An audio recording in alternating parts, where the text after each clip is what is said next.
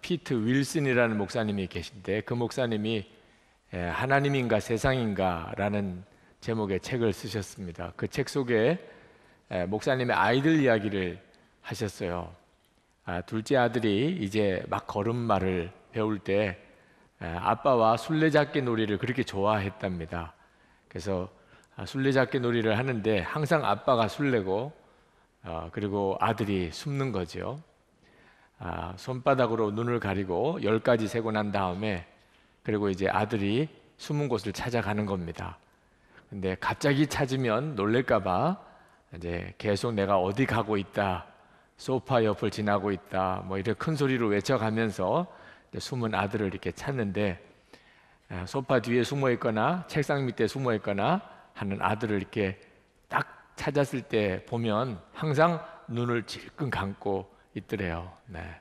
자기만 안 보면 술래도 안 보는 줄로 생각하고 있더랍니다. 술래가 보이지 않으면 술래도 자기를 못 본다고 생각하는 것 같았습니다. 그렇게 썼어요. 여러분, 우리가 하나님을 믿는 것이 꼭 이와 같습니다. 아담과 하와가 선악과를 따먹고 숨었잖아요. 하나님으로부터 숨을 수 있는 줄로 생각한 거죠. 자기가 하나님을 안 보면 하나님도 자기를 못 보는 줄로 생각을 하는 겁니다. 우리가 하나님을 믿는다고 하지만 우리가 하나님을 보지 못하기 때문에 하나님도 나를 보지 못할 줄로 생각하고, 그래서 은밀한 죄도 짓고 거짓말도 하고 소리도 지르고 그리고 슬퍼도 하고 낙심도 하고 하는 거잖아요. 우리가 하나님을 믿는다고 하지만 이런 어린아이 같은 믿음의 상태에 빠져 있을 수가 있습니다. 그러나 하나님을 내가 바라보지 못하니까 하나님도 나를 보지 못하는 정도가 아니고 아예 하나님이 안 계시다고 생각하는 심각한 상태에 빠져버린 사람들도 많습니다. 하나님을 믿지 않는 사람들이죠.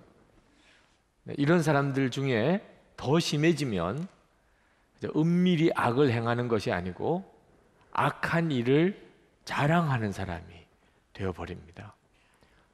악한 일을 자랑할 수 있다. 정말 하나님을 안 믿는 거죠. 오늘 1절부터 7절에 보면 믿어지지 않는 악한 사람이 나옵니다. 악한 일을 자랑하고 경건한 사람에게 저지른 악한 일을 쉼없이 자랑하고 속임수의 명수고 혀는 날카로운 칼날처럼 해로운 일만 꾸미며 착한 일보다 악한 일을 더 즐기고 옳은 말보다 거짓말을 더 사랑하는 자, 간사한 인간이고 남을 해치는 말이라면 무슨 말이든지 좋아하는 자. 이런 사람이 있을까요?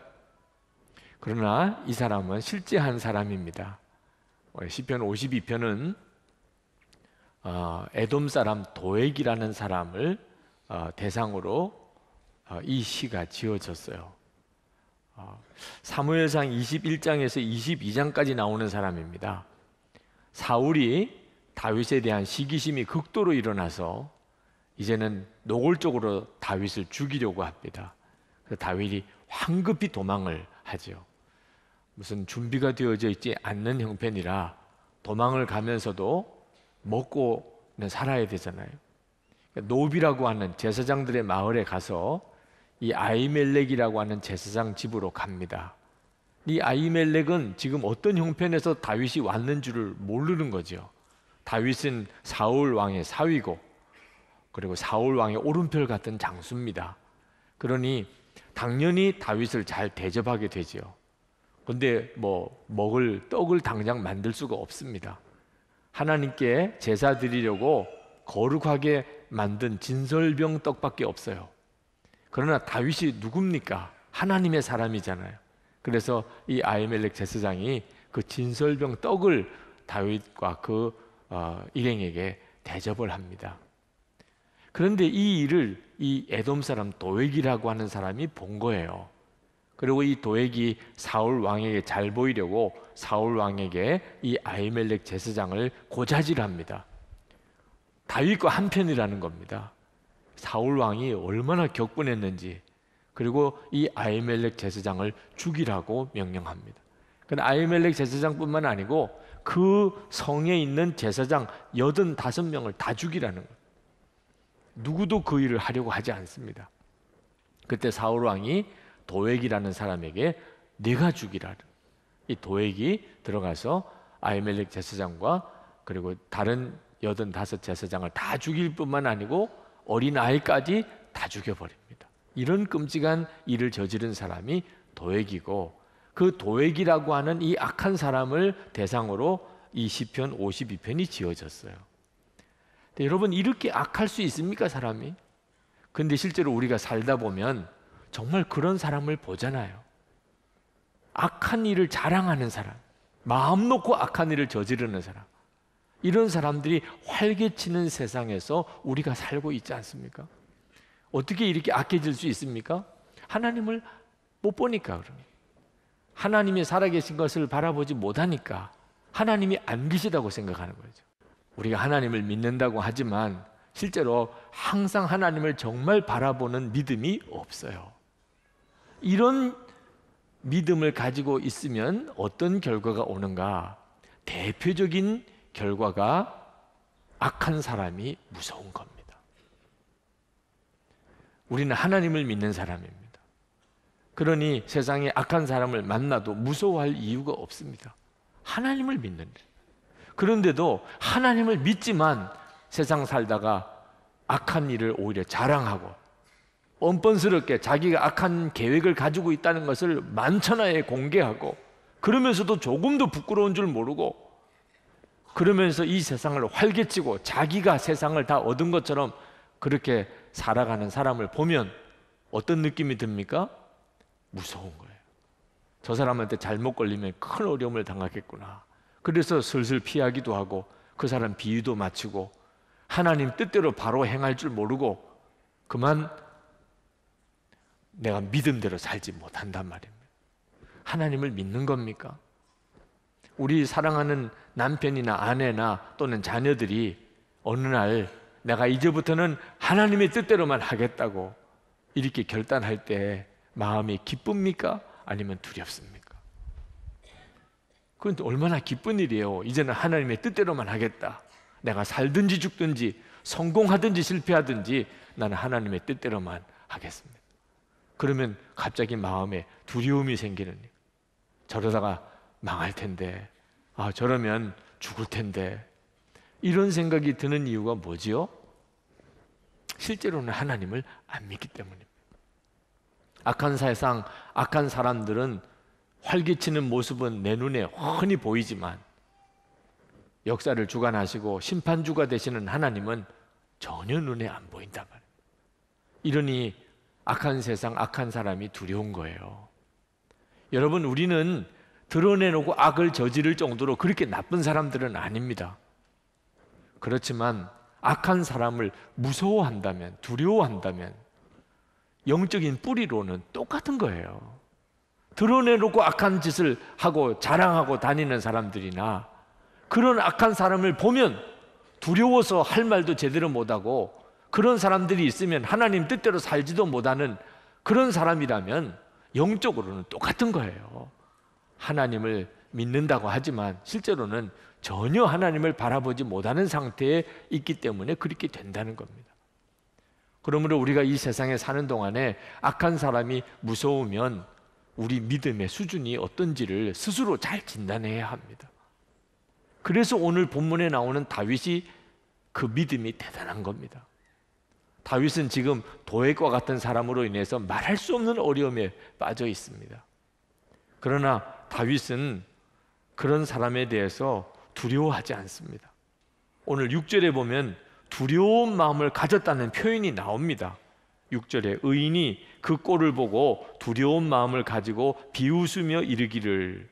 다윗도 두려운 마음을 가졌다고 그래요. 그 도액과 같은 사람을 보고. 그러나 도액이 무서운 게 아닙니다. 하나님의 심판이 무서운 것이었어요. 5절에 보면 하나님께서 너를 넘어뜨리고 영원히 없애버리실 것이다. 너를 장막에서 끌어내어 갈기갈기 찢어서 사람 사는 땅에서 영원히 뿌리 뽑아 버리실 것이다. 다윗은 하나님의 심판을 알았어요. 그러니 악한 사람 도액을 굳이 그 사람 때문에 무서워할 이유가 없었어요. 오히려 불쌍할 뿐입니다.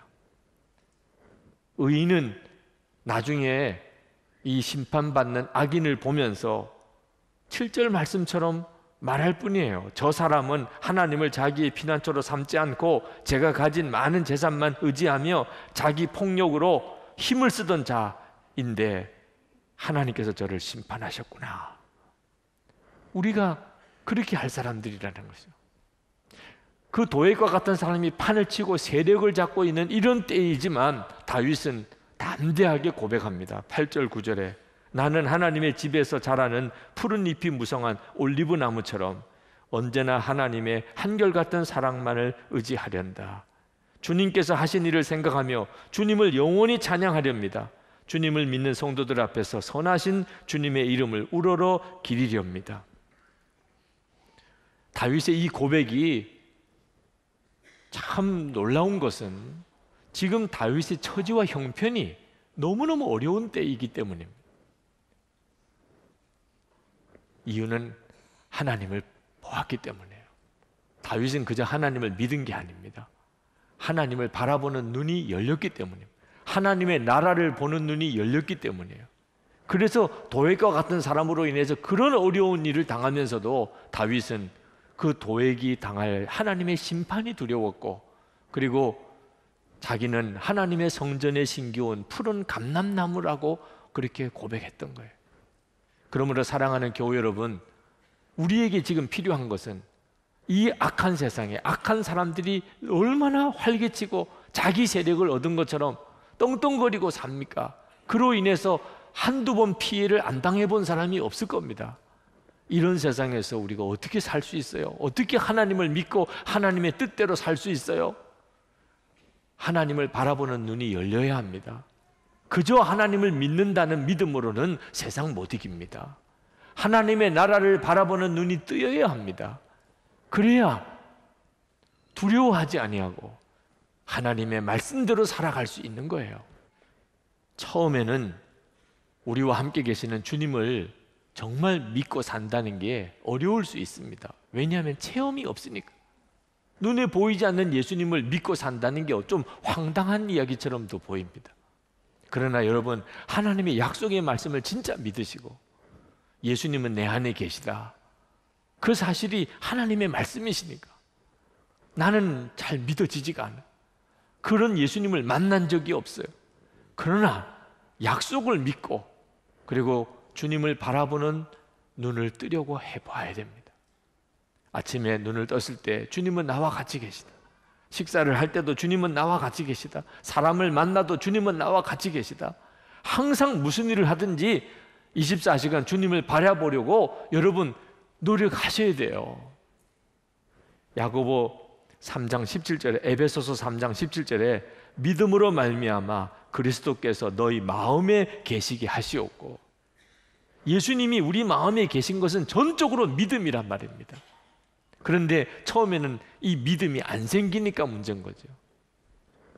여러분들이 이 약속의 말씀을 의지해서 항상 주님을 향하여 마음을 열고 항상 생각 속에 주님을 두려고 해보십시오. 그러면 반드시 여러분 속에 믿음이 옵니다. 믿어지는 역사가 일어나는 거예요. 왜? 예수님은 정말 살아계신 주님이시기 때문에. 이런 경험을 한두 사람이 한 게 아닙니다.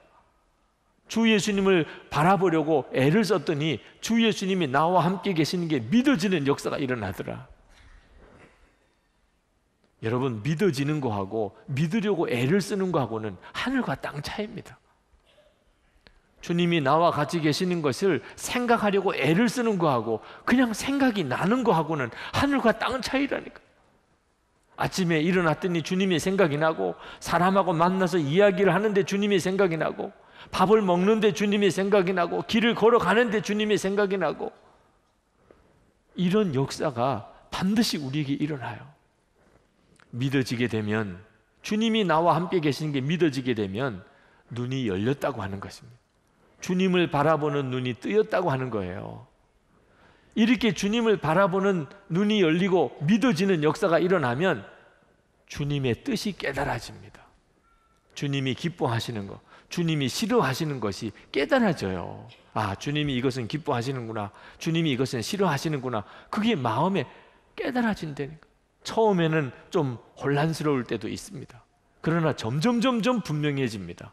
주님이 이것을 기뻐하시고 주님이 이것은 싫어하시는 것. 바로 그때가 주님의 음성을 들었다고 하는 것이에요. 주님이 뭘 기뻐하는지, 주님이 뭘 싫어하는지 내 마음에 깨달아지는 바로 그것이 주님의 음성을 들었다는 거예요. 영적인 귀가 열린 거예요. 그리고 이것이 이따금 일어나는 일이 아니고 자주 일어나게 될 때 주님과 친밀해졌다고 하는 것입니다.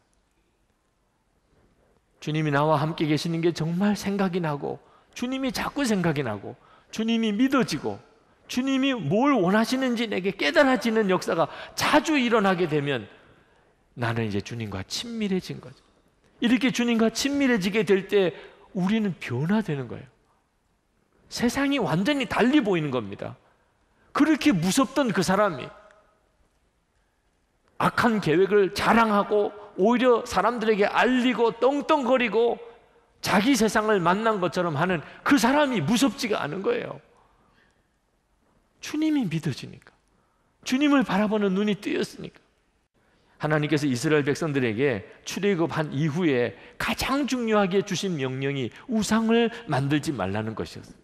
우상을 만들지 마, 우상을 만들지 마. 하나님께 제사를 드릴 때도 하나님은 텐트 같은 성막 하나 만들라고 그랬어요. 거기서 하나님께 제사를 드리라는. 이스라엘 백성들은 애굽에서 살 때 엄청난 신전을 보고 살았습니다. 스핑크스, 피라미드, 시내에 있는 곳은 엄청난 구조물을 세웠어요. 그 엄청난 규모에 압도당했습니다. 뭔가가 있는 것 같아. 진짜 여기는 신전 같아. 그런 세월을 400년을 살았어요. 하나님께서 이스라엘 백성들이 가지고 있는 문제가 뭔지를 보셨어요. 그것은 큰 거, 엄청난 건물은 그것은 멋있는 것이고 위대한 것이고 뭔가 신성이 거기에 있다고 생각하는 이런 고정관념을 뜯어 바꿔야 된다는 거예요. 왜? 눈에 보이는 대로 살면 큰일 나니까. 사람의 눈에 보이는 대로 살면 반드시 잘못 판단하게 되니까. 하나님을 도대체 어느 정도 크기의 신상을 만들어야 하나님을 정말 표현할 수 있나? 불가능한 일이에요. 그래서 하나님은 아예 신상을 만들지 말라는 거예요. 하나님의 신상도 만들지 마. 하나님을 예배드리는 신전도 거창하고 멋있는 거 만들지 말고 조그만 텐트를 만들어. 그것은 하나님, 보이지 않는 하나님을 바라보라는. 그래야 비로소 하나님이 인도하실 수 있기 때문입니다. 하나님은 이 훈련을 지금 우리에게도 시키는 겁니다. 우리는 이 세상에 살다 보니까 뭔지 모르게 거창하고 그럴듯하고 커 보인 것에 대해서 우리 스스로 속고 살아요. 보이지 않는 하나님이 보이지 않으니까, 보지 못하니까, 그러니 보이는 것에 매이고 사는 거죠. 그래서 인생을 다 망치는 겁니다. 판단을 다 그르치는 겁니다. 이스라엘 백성들이 출애굽하고 난 다음에 홍해를 건넜습니다. 그 엄청난 기적을 경험하고도 그들은 결국 3개월 못 돼서 금송아지를 만들게 됩니다. 그들이 어째서 그런 일을 했을까? 출애굽기 32장 1절에 보면 그 이유가 나옵니다. 백성이 모세가 산에서 내려옴이 더딤을 보고 모여 백성이 아론에게 이르러 말하되 일어나라, 우리를 위하여 우리를 인도할 신을 만들라. 이 모세 곧 우리를 애굽 땅에서 인도하여 낸 사람은 어찌 되었는지 알지 못함이니라. 이스라엘 백성들이 금송아지 만든 이유는 불안하기 때문에 그랬어요. 불안하기 때문에. 애굽에 살다가 이 광야로 나왔습니다. 광야에는 아무것도 없어요. 집도 없어요. 논밭도 없어요. 길도 없어요. 먹을 수 있는 무슨 제대로 된 물도 없어요. 앞으로 어디로 가야 될지도 모르겠어요. 모든 게 불안한 거예요. 그런데 하나님은 보이지도 않아요. 보이지 않는 하나님을 믿고 살라는 거예요. 모세 한 사람 의지하고 왔는데 모세는 하나님 만나러 시내산에 올라갔다가 죽었는지 살았는지 내려오지도 않아요. 언제까지 모세를 기다려야 될지 너무너무 불안한 겁니다. 그래서 아론에게 와서 제발 좀 보이는 뭘 좀 만들어 달라는 거야. 보이는 거. 불안해 죽겠으니 뭐 믿고 의지할 만한 뭐 보이는 그럴듯한 것 좀 만들어 달라는. 그래서 금송아지를 만든 겁니다. 금송아지는 아무것도 못해요. 말도 못해요. 먹지도 못해요. 인도도 못해요. 치유도 못해요. 위로도 못해요. 할 수 있는 게 아무것도 없어요. 금송아지 딱 하나 할 수 있는 거 옆에 있네. 그거 하나 눈에 보이게 옆에 있는 거, 그럴듯한 게 뭐 하나 옆에 있는 거, 그거 역할 하나밖에 못한다니까. 그런데 사람은 간사해서 그게 필요하다. 눈에 보이게 뭐 옆에 있는 거, 그럴듯한 게 뭐 옆에 있는 거. 그래서 사람들이 눈에 보이는 우상을 그렇게 섬기는, 그렇게 돈에 집착하는, 그럴듯한 무슨 이런 명함에 그렇게 집착하는 거예요. 지금도 아마 여기 부적 가지고 있는 분이 있을지 모릅니다. 그런 거라도 뭐 하나 가지고 있어야 불안한 마음이 해소가 되고 뭔가 마음의 안정이 오는, 이런 기가 막힌 처지가 우리들이에요. 여러분, 우리가 하나님을 믿어도 이런 수준으로 하나님을 믿어서는 큰일 난답니다. 대놓고 악한 짓을 하는 사람이나 그런 악한 사람을 무서워하는 사람이나 똑같다니까. 영적인 수준은 하나님을 바라보지 못하는. 여러분, 속회 방학을 이제 합니다. 속회 방학 왜 하나요? 모이기 어려우니까 하는 거예요. 속회 식구들끼리 이렇게 모이기가 너무 어려운 계절을 만나서 우리 방학합시다. 그러나 속회 식구들은 만나기 어렵지만 우리와 함께 계시는 주 예수님을 만나는 데는 더 좋은 때를 만났기 때문에 이번 한 달 동안 영성의 길을 한번 제대로 써보자는 거죠. 여러분, 예수님이 여러분의 마음에 계신 것은 정말 놀라운 일입니다. 그러나 아직까지 끝은 아니에요. 이제는 그 예수님과 친밀해져야 합니다. 여러분이 예수님과 정말 친밀해지기까지는 예수님을 마음에 모신 것으로 만족하면 안 됩니다. 그런데 이 예수님과의 친밀함은 급하게 이루어지는 일이 아닙니다. 어느 순간에 갑자기 어떤 체험을 통해서 얻어지는 게 아니에요. 빨리 친밀해지고 싶어요, 이렇게 되는 게 아닙니다. 사람과 사람 사이에 친해지는 일은 과정이 있는 거예요. 기간이 있는 겁니다. 여러분들이 정말 말씀 그리고 기도 생활로 24시간 예수님을 바라보면서 그것을 매일 꾸준히 해보십시오. 이 한 달 동안은 아마 충분하고도 놀라운 기간이 됩니다. 주님과 친밀해지고 싶습니까? 그러면 시작해 보세요. 정말 주님을 24시간 바라보는 그 삶을 시작해 보시라고. 예수님을 알아가는 맛은 놀랍습니다. 여러분, 왜 사람들이 돈 좋아하나요? 돈 맛을 알았기 때문에요. 돈 맛을 알고 나면 그 다음에는 돈 벌라 말라 할 것도 없어요. 아주 돈에 사람입니다. 미쳐버립니다. 여러분, 아이들이 왜 게임에 중독이 될 정도로 빠져들어갑니까? 그 게임이 주는 어떤 느낌을 경험했기 때문입니다. 그러니까 잠도 안 자고 그 게임에 몰두하는 거예요. 여러분, 음란한 영상에 왜 빠집니까? 그게 주는 자극이 있어서 그렇잖아요. 그러나 예수님을 만나는 이 맛처럼 좋은 건 없어요.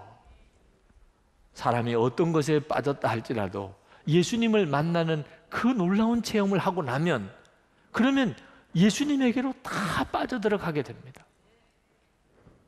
24시간 예수님을 바라보라 그래도 마음이 무덤덤한 것은 아직도 예수님을 만나는 그 기쁨을 몰라서 그런 거죠. 여러분들이 정말 순종함으로 주님께 한 걸음 다가가기 시작하면, 마음을 정말 열고 24시간 주님을 바라보려고 하면 도대체 왜 예수님을 그렇게 바라보라고 했는지를 알게 됩니다.